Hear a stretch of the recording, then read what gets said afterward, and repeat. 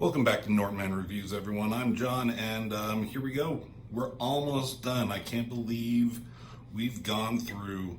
This is chapter 12 in The Long Halloween. There are 13 chapters. We started this on Halloween 2024, and we are 2 chapters away. So this is the penultimate episode / chapter of this book, this mystery, which I love so much, by Jeff Loeb, Tim Sale. Quick recap, I know I do this every time, but 2 crime families are kind of going crazy in Gotham City, and there's a serial killer called the Holiday Killer who's been killing people on holidays, starting in October, going through Thanksgiving, Christmas, all through to where we currently are in September, Labor Day. So it's ramping up, and where we left off is with Harvey Dent basically becoming Two-Face. So Harvey Dent was just a normal guy. He was not Two-Face yet. Him and Jim Gordon and Batman all got together, and they were going after crime families, but they were in court, and one of them threw acid in Dent's face.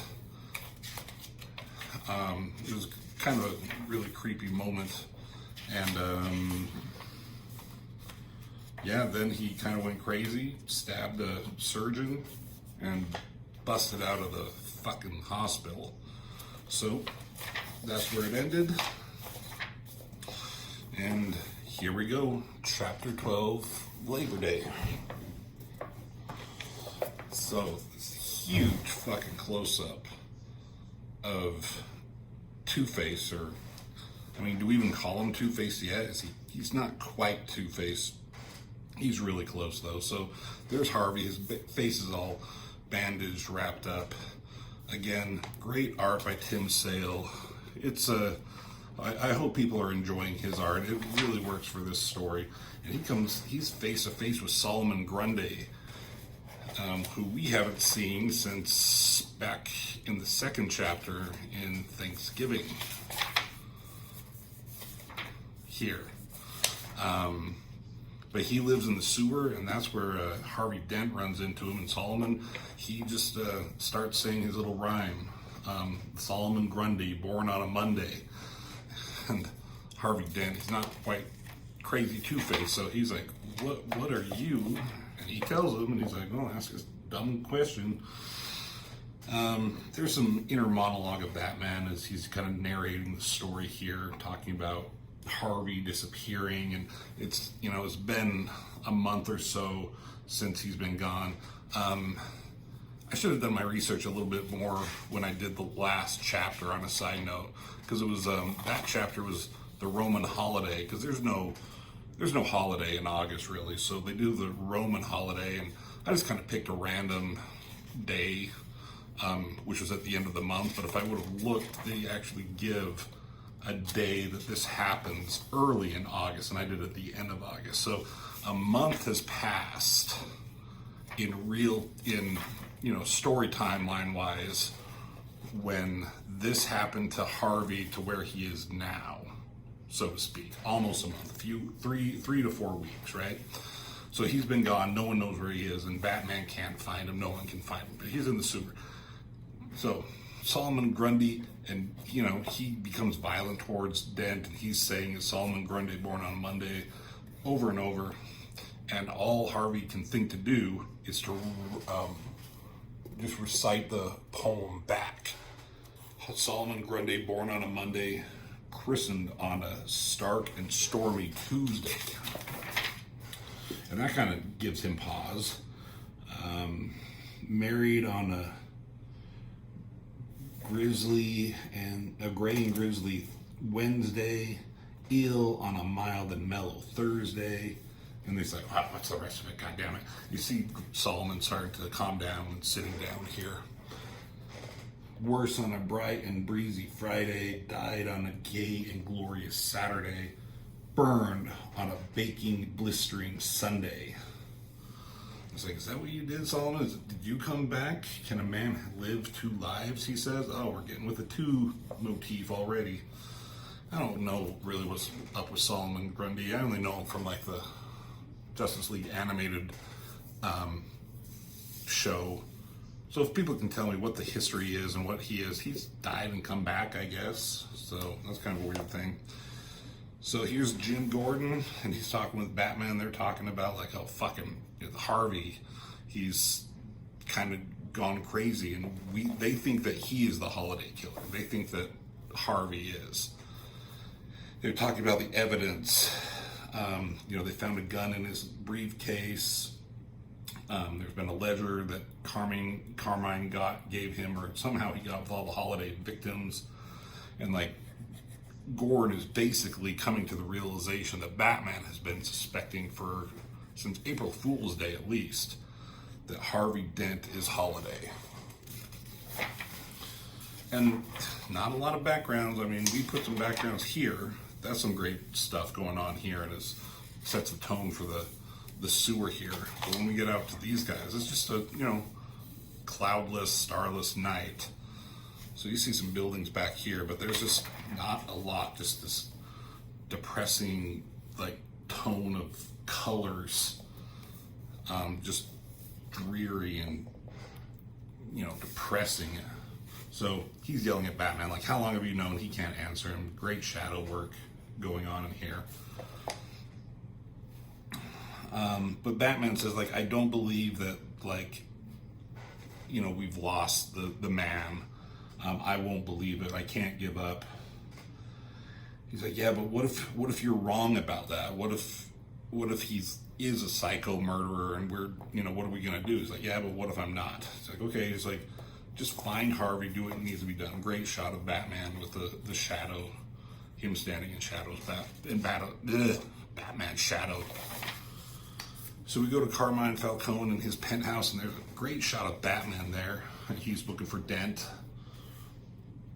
I don't know how many times, I'd have to go back and look through this, how many times that Batman has had a conference, like a face-to-face with Falcone. But he's like, how should I know? That maniac killed my sister, my nephew, and my son. Which I think all happened at the beginning of the book, except for his sister was the last issue.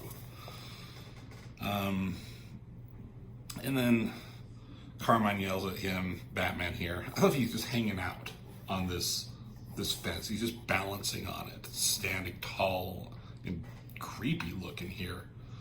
But they're like, people are calling this the long Halloween, and it should have stopped on Halloween night last year, but it didn't. And he's accusing Batman and the police of letting the holiday killer go because it was happening to mob people. FYI, if you're seeing this background here, I do this on my kitchen table quite often, and my wife made this kind of race car track for my kids' toys to play on, so it is what it is. What are you gonna do? So anyway, she's mad at Batman for just kind of like not giving it as much attention as he should have. Oops. Batman like grabs his fingers and fucking breaks them or whatever, throws them back in. Here's his daughter Sophia. He's like, Papa, what's going on? He's like, nothing. I just stumbled and Batman's gone. But across the street is Catwoman. She was watching that thing go down, and Batman confronts her. He just appears behind her and kind of freaks her out. She's like, don't you ever just say hello?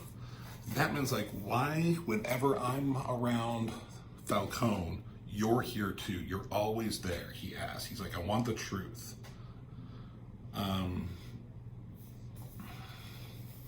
That's a cool shot. I like how he does these buildings. I think I've talked about this before, about how to do buildings, how he just stopped drawing. Is it in a foggy haze or something down here? Or does he just want to accentuate and highlight the figures here, not get them lost? My brain just feels like I should be taking these lines all the way down, filling in that space. But that's a very good shot right there. I really like it. Anyways, Batman had grabbed her. he's kind of like pissed off about everything that's going on, especially with Harvey. He's kind of hurting her, and she says that, and he eventually, lets go. I do not like, I've said this before too, I do not like this design of her costume. She looks more like a goddamn mouse than a cat to me. So, what are you gonna do? But she says, she gives him some bullshit reasons why she might be here, but she's basically saying it's none of his damn business. I think we'll just do a spoiler alert. I think they say it in the next issue, but she is the daughter of Falcone. Yeah. She's his daughter, so she's kind of interested in what goes on with him, but she doesn't tell him that. She jumps off. That's a cool, just jumping backwards into the night, into the city. Then we go to Harvey's home here, and here's his wife, Gilda. And, again, he's been gone for a while, and she hears something down in his basement. She goes down there. There's fucking Batman in the shadows. That's a cool fucking image of him coming out there, and his shadows on the back there. And he's asking her, like, where is she? Where's Den? Where's your husband? And he's like, what's going on here. All the evidence that was in his briefcase and everything like that. You must have seen those things. And she gives the excuse that he gave her, which was that he brought it home from the office. But she kind of comes to that realization too, and she's crying and sad about everything, losing her husband. And so we go to Arkham Asylum. Batman talks to Calendar Man. He's been kind of there helping a little bit. 30 days hath September, and it's Labor Day. Oh, yeah, sorry. Happy Labor Day, everybody. Hopefully you have a job that gives you the day off, so you're not actually doing any labor. I like when he does this with Calendar Man. He just doesn't even put the details of his head here. It's just blank space. So Batman comes to him and he's like, I need your help again. You need to tell me what's going on. And Calendar Man is going to do this because he feels he's been forgotten. And that's why he's going to help. So he's like, it's Labor Day night. Only a few more hours left until the holidays has passed. And you have something that Holiday wants. Which is Maroni, Sal Maroni. He was the head of the opposing crime boss, but he's also worked for Falcone. It's a weird setup. He was the one who threw the acid in Harvey's face. Last issue, right here. So he's still in jail, and they think that he's going to be the victim, the next victim, Holiday's next target. So Batman, he's again monologuing all that. And Gordon's like, okay, we're moving you. Get up, Maroni.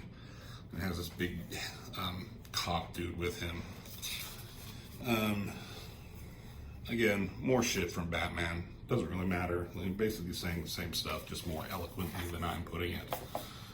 And they're going through the sewers or wherever. And Maroni's kind of being a dickhead towards them.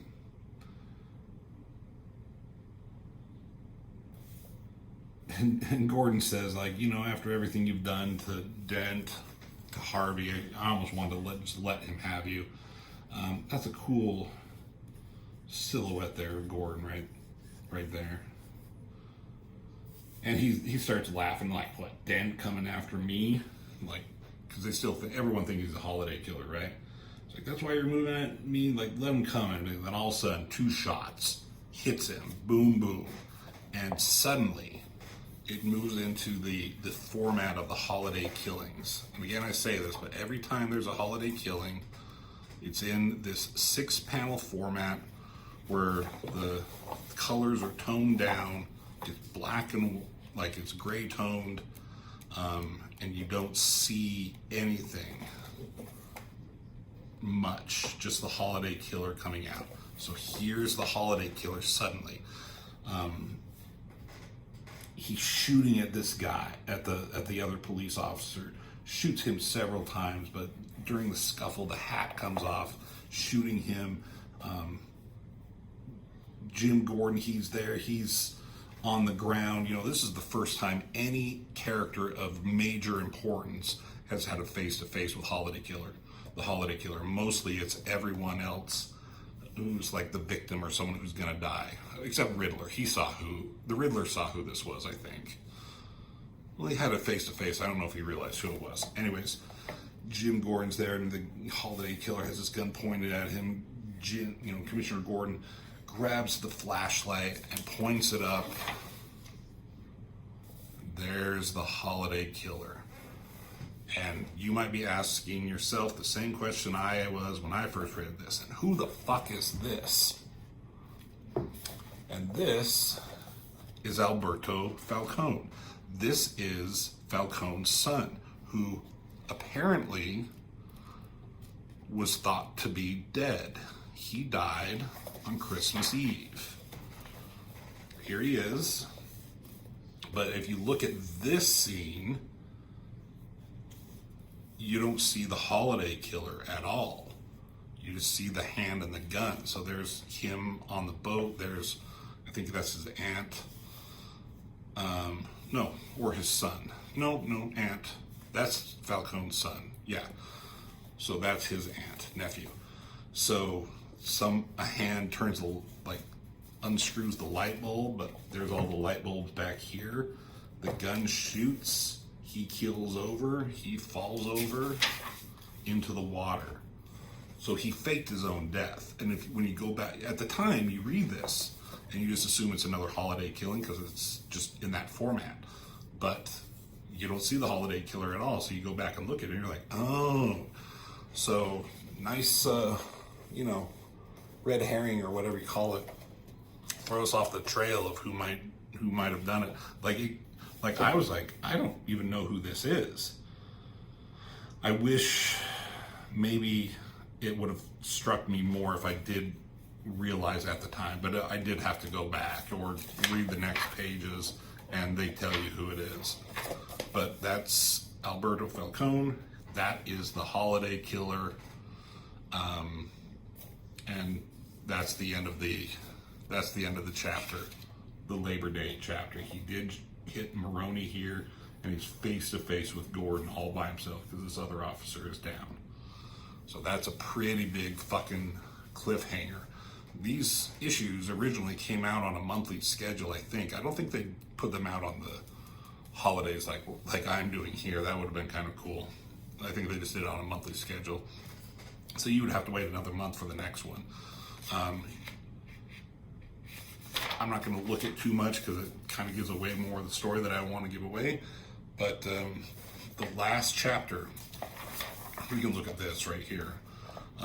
But the next chapter, chapter 13, is going to be on Halloween.